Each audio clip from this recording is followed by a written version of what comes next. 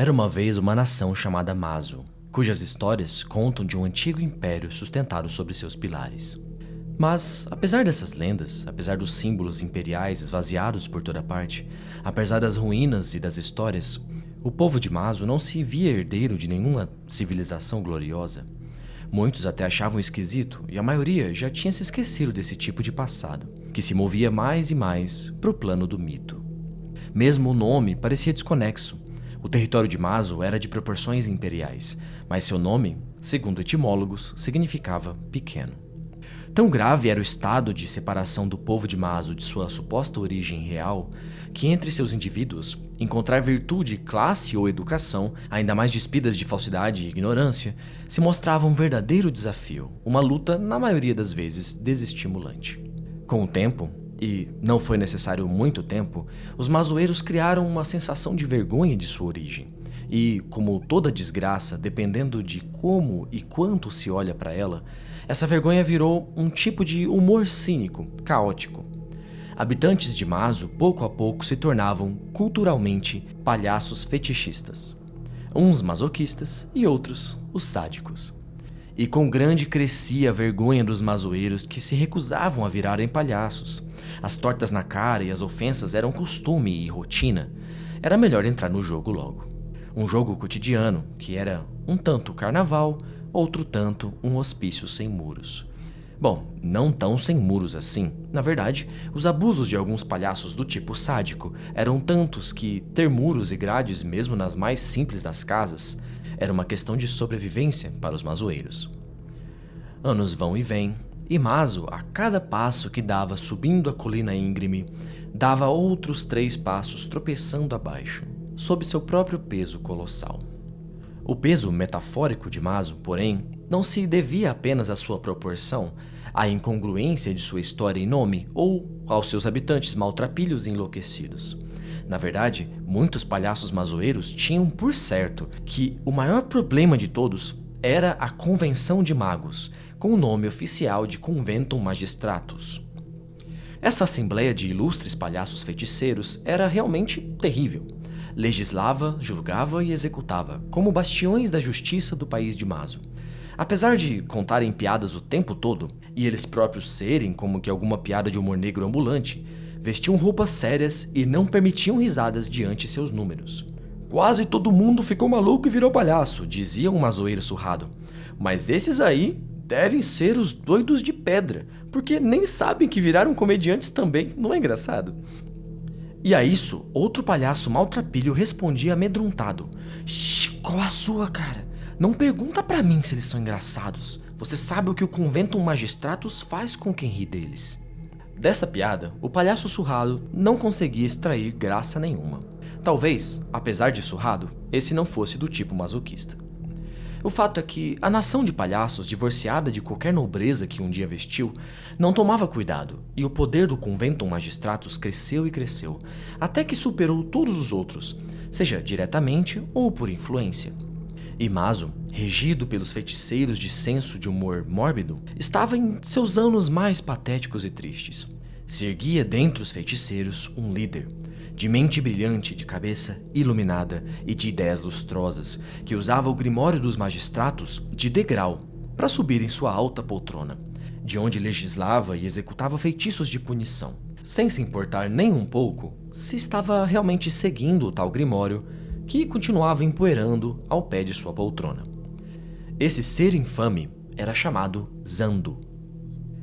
Este arquimago de cabeça reflexiva havia a esse ponto provado de um fruto proibido, que crescia em abundância nas vastas terras mazoeiras. Este fruto, devemos admitir, é apenas metafórico, o que me fez lembrar de uma piada com picanha e cerveja, mas não é o tema dessa história.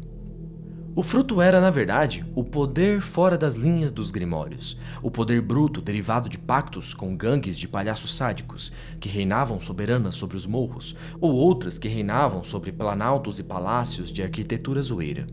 O poder bruto também vindo de uma malícia própria de alguém com mente tão reluzente, e também tão facilmente substituível pelos demônios mais sombrios. Zando fez seus movimentos, lançou seus encantos ausentes de sutileza.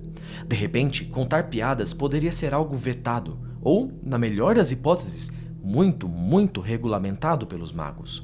E veja bem, era uma nação de palhaços. Era aí o estopim dos protestos. Mas o Magistratus não estava para palhaçada e não estava sequer dando direito aos julgamentos por stand-up. Os feitiços do mais puro aspecto obscuro da magia eram lançados contra os rebeldes sem muita hesitação. Mas foi ali, no momento crítico e atroz na vida dos palhaços sem passado, que uma outra nação entrou em cena. Ninguém sabe como a palhaçada começou por lá, mas esse outro povo estava bem dividido e a maioria não gostava ainda de piada fora de hora. Então eram doidos de um jeito diferente e mais funcional. Esse era o povo da nação Fronteiras, que não ligavam muito para limites territoriais, embora seu território fosse uma ode à demarcação de limites. Esse estranho país carregava o estandarte da inovação tecnológica, e quase tudo que os outros países usavam para facilitar suas vidas passava pela nação Fronteiras de alguma forma. Isso não era diferente com os mazoeiros, que no seu momento mais crítico usavam uma gama de invenções vindas de fronteiras. Computadores, computadores portáteis, computadores ainda mais portáteis e programas diversos para esses computadores. Esse tipo de tecnologia digital levou a cenas um tanto engraçadas, em que, por exemplo, palhacinhos de Mazo se encontravam em meio a infraestruturas claramente precárias, mas com uma maravilha da tecnologia no bolso. Talvez esse fosse o tipo de piada que os magistratos achassem graça, mas para confirmar teríamos que consultar quanto esses mesmos ganhavam de salário. Só que isso não é o nosso foco agora. A questão é que, com tanta tecnologia de origem fronteirista, a comunicação dos mazoeiros se tornou mais e mais digital, o que tornava a vida de censura de piadas do arquimago Zando uma dor de cabeça. Um por um, os magos da tecnologia se rendiam aos poderes sombrios e insidiosos do feiticeiro Zando do Conventum Magistratus. Todos eles caíram, menos um. Havia um homem de uma casta real da Terra de Fronteiras chamado Nou, que, ouvindo profecias, soube que haveria um avanço das trevas no território da comunicação. Ele se adiantou e, usando de suas fortunas, garantiu uma das redes mais poderosas, na intenção de aumentar ainda mais a sua fortuna. Em tempo, ele descobriu que os antigos donos daquela rede cooperavam com magos sombrios e outros tipos de criaturas, e que ele teria muito trabalho purificando sua nova aquisição. Um confronto então se delineava, um duelo no território do cyberespaço, em que Zando avançaria com sua postura capaz de evocar sombras e lacaios, mas o território de Nou dava a ele uma vantagem insuperável. Ali, Zando sentiu o terror que não sentia há anos, o da impotência diante um adversário. E o que já ocorria em território mazoeiro chegou em território fronteirista. A demonstração de tirania por parte de Zando, não que ninguém soubesse, mas enquanto fazia pouco barulho, davam menos importância. De repente, o barulho era internacional, mundial. O homem que se sentia um deus, de repente precisava lidar com os palhaços de seu país, juntando forças para rirem dele, junto com os comediantes do resto do mundo, graças ao embate direto e às provocações que Nou promoveu. Os métodos de ambos eram evidentes e denunciavam sua estirpe. Enquanto Zando produzia feitiços escritos que tentavam indiretamente afetar o alvo, o outro, Nou, desafiava frente a frente, sabendo que, quando um oponente nega um debate, ele entrega ter algo a esconder, a incapacidade de defender o próprio ponto. Então Nou, um improvável agente vindo de um meio contaminado pela ganância, decide desafiar ameaças dos magistratos de banir sua rede em Mazo. Fugindo de todas as expectativas, Nou afirma que, mesmo sendo alguém que prioriza a criação de fortunas, tem seus valores acima dos ganhos. E assim começavam a ser libertados todos que estavam, através da magia negra, sendo apagados da história, sendo impedidos de interagir com os mazoeiros e basicamente todos que, com alguma influência, pudessem reclamar do reinado de Zando, o tirano.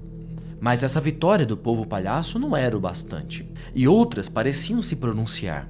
A corte de magos do país de fronteiras, por causa de Nou, ficou muito interessada nesse conflito. Afinal, quem era um mago mazoeiro para querer decidir por eles como seus programas devem ser e quem os pode usar? Talvez também por quererem parecer heróicos, talvez por terem medo de que esse tipo de feitiço, tornado famoso pela ousadia insana de Zando, inspirasse adversários na Terra de Fronteiras também. Os Grimórios de Fronteiras eram muito explícitos sobre a proibição das magias de silenciamento, mas Zando fazia o seu Grimório de degrau, por que outros de cabeça brilhante não fariam igual? Assim, a escala do conflito saiu do pessoal para um conflito de concílios de magia, e, vendo o poder mágico dessas novas peças no tabuleiro, o Conventum Magistratus e todos os seus apoiadores foram um a um dizendo: "Mas veja bem, eu acho que Zando exagerou. Nunca concordei com seu desrespeito às regras do Grimório." Os palhaços de toda Mazo acharam essa piada especialmente engraçada. Noel prova naquela era estranha que a virtude pode se manifestar mesmo onde não se espera. Talvez isso leve até mesmo os cínicos e caóticos palhaços da Terra Sem Passado a agirem com alguma firmeza. Talvez o que mantenha o palhaço surrado sendo um palhaço surrado seja a sensação de que se levantar contra a tirania dos feiticeiros que não sabem rir seria um esforço em vão e uma condenação. Nesse tipo de situação, melhor fazer piada de si mesmo. Mas o duelo entre a Assembleia de Magos Sérios de Mazo e os aliados do nobre fronteirista acabou? Vai esse jogador que não conhece limites, Zando, arriscar demais e perder a peça do rei nesse xadrez? Ele poderia até mesmo perder todas as peças, se algo de muito estranho não operasse sobre Mazo, para que sempre seja nomeado pequeno, apesar de grande.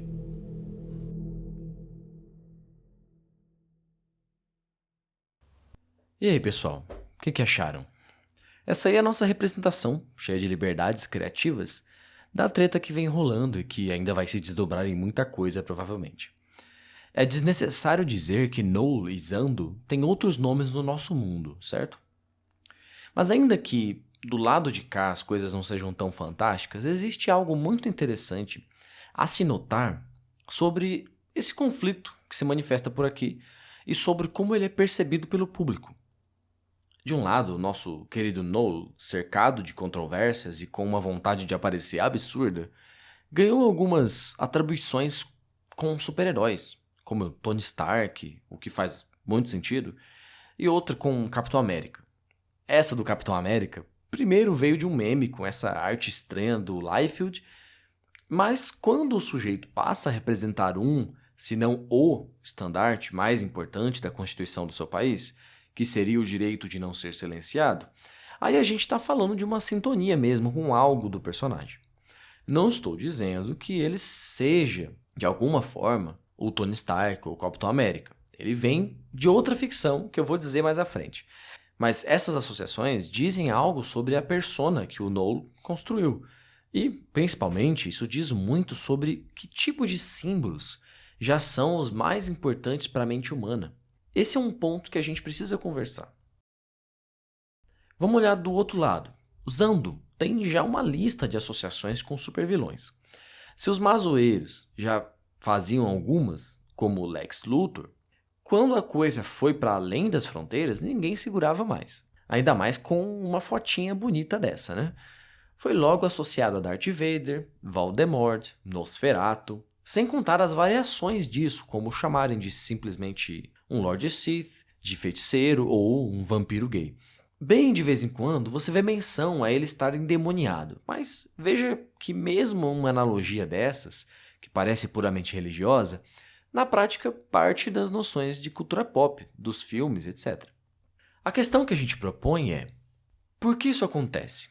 Porque a cultura pop já define o imaginário da humanidade toda. A gente já pensa em forma de filmes, quadrinhos e jogos.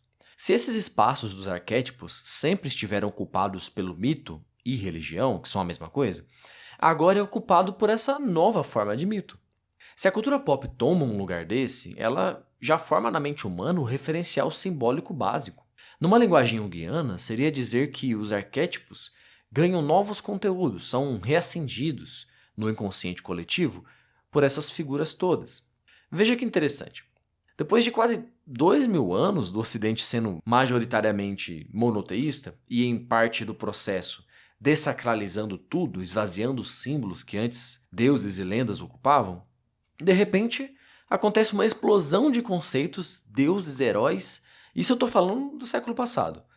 E claro que essas figuras foram impulsionadas pelo modelo moderno, capitalista e tudo mais. E é por isso que, por mais que o tal liberalismo americano precise ser criticado e confrontado até, é por esse sistema que se pode fazer oposição a ele. E os comunistas parecem ter entendido isso, se adaptando ao mercado, virando youtuber. Mas principalmente, é por esse sistema que o inconsciente da humanidade pôde aflorar quase sem restrições, através da ficção, do entretenimento. Então, eu queria dizer que, nesse momento, no estado que está, a mente humana é um campo de colheita que amadureceu, ou ao menos quase completamente. E só basta essas mentes reconhecerem e começarem a colheita desse fruto que vem crescendo, que é justamente um paradigma diferente, uma nova forma de espiritualidade e até mesmo uma nova psique. Estamos diante de uma era que é a oportunidade de transição para um patamar nunca antes imaginado.